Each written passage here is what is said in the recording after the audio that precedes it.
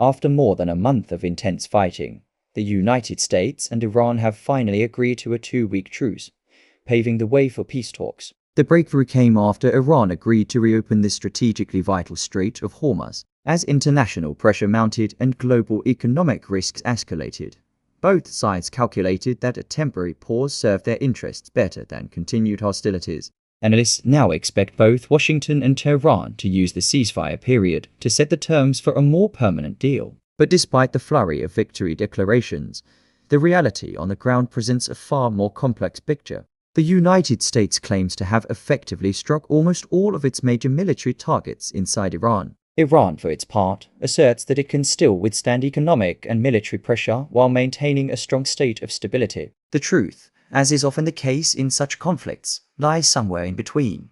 Iran's losses, a leadership decapitated but not destroyed. Iran's single greatest loss has been the death of Supreme Leader Ayatollah Ali Khamenei. However, the rapid transfer of power to his successor, Mojtaba Khamenei, referred to in some reports as Matabai or Motarchy, allowed the regime to continue functioning without catastrophic collapse. This smooth transition demonstrates that the state structure of the Islamic Republic of Iran is not easy to topple even under intense military pressure. Despite the ferocity of the US-Israeli assault, Iran has responded strategically by focusing on controlling the Strait of Hormuz, the world's most vital choke point for oil transportation. This approach has allowed Tehran to inflict significant damage on the international economy without requiring sophisticated conventional weapons. By threatening the global energy supply, Iran has found a powerful asymmetric tool. Nevertheless, the current situation is best characterized as a stalemate. The United States cannot force Iran to comply fully with its terms,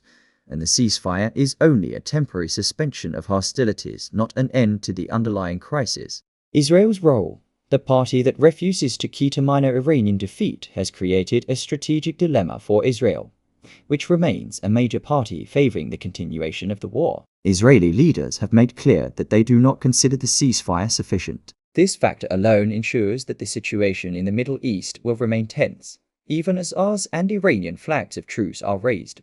On the night of Wednesday, April 8, described by some analysts as a moment of global danger, the threat of missile attacks on civilian infrastructure and the potential for a harsh response from Tehran created a serious risk of war escalation. It was against this backdrop that both sides announced their 2-week ceasefire, each claiming victory. President Trump declared a major US triumph. Iran announced that most of its war objectives had been achieved and that the enemy had been placed in a permanent state of weakness. Remarkably, even the Arab League declared victory. A senior Arab League official named Awad claimed that his country, likely a member state such as the UAE, had successfully defended its sovereignty and achievements against what they called Iranian aggression. This parade of victory declarations suggests that the ceasefire is being used more for political posturing and influence building than as a genuine resolution of the conflict. A British military perspective.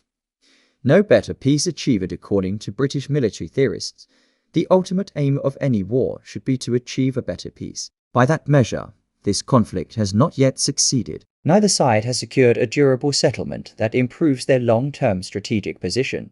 With Israeli support, the United States dealt a major blow to Iran's leadership structure, most notably through the assassination of Supreme Leader Ali Khamenei. The result has been a loss of experienced leadership and important power networks across the region. However, power has been transferred to Mojtaba Khamenei, who is now attempting to rebuild the fractured structure. Iran's military capabilities have been severely damaged, though the full extent has not yet been assessed. Despite claims of serious degradation, Tehran continues to deploy stealth technology and unmanned aerial vehicles in the region, indicating that basic operational capabilities remain intact. The Gulf Arabs. Abandoning neutrality. Another significant consequence of the war has been the shift in Gulf Arab states' policies. The United Arab Emirates, along with other Gulf monarchies, has abandoned its previous neutrality and joined the war openly on the side of the United States. This US-backed realignment has cost Iran significant economic gains, and it has become increasingly difficult for Tehran to maintain its assets abroad.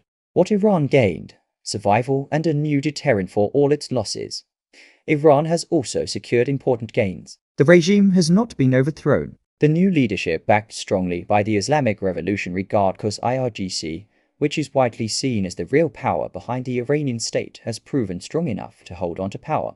Perhaps most critically, Iran still possesses nuclear weapons material. Its enriched uranium stockpile stands at approximately 60% purity, totaling more than 440 kilograms. The location of this material remains unknown, and it continues to pose a serious concern for international security.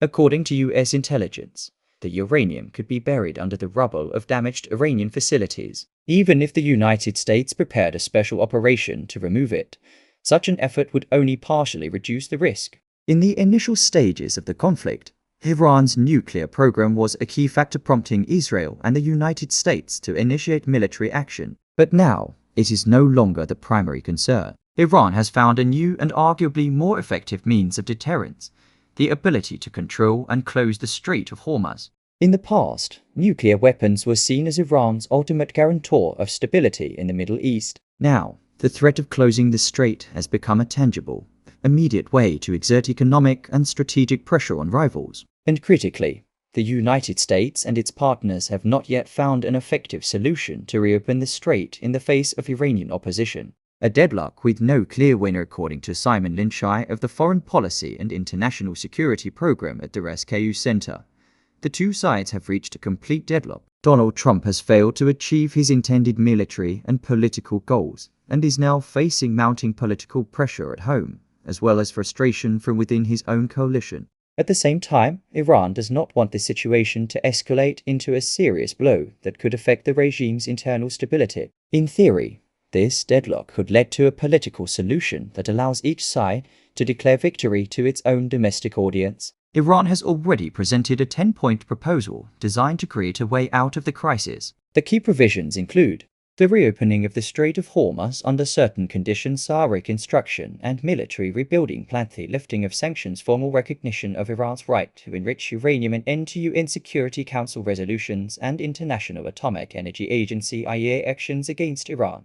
Linshai stresses that if both sides are willing to compromise, this could lead to an extended period in which active hostilities are not resumed. The first such signal has already been received from the United States. President Trump has shown a willingness to work closely with Iran's new leadership. Complicating factors: the fractured alliance situation is increasingly complicated by the different strands of the US alliance. Gulf Arab states are divided between those that support ending the war and those that favor continuing it. Israel, under Prime Minister Benjamin Netanyahu, launched the war believing it would be won quickly. But the results have not met expectations, and the failure to completely destroy Iran's capabilities poses long-term risks for Israel itself. This situation mirrors a previous episode, when Israel unilaterally attacked Iran in an attempt to stop its nuclear program at Calais, an effort that proved unsuccessful, even with US participation in the final stage. In general, the status quo is re-emerging,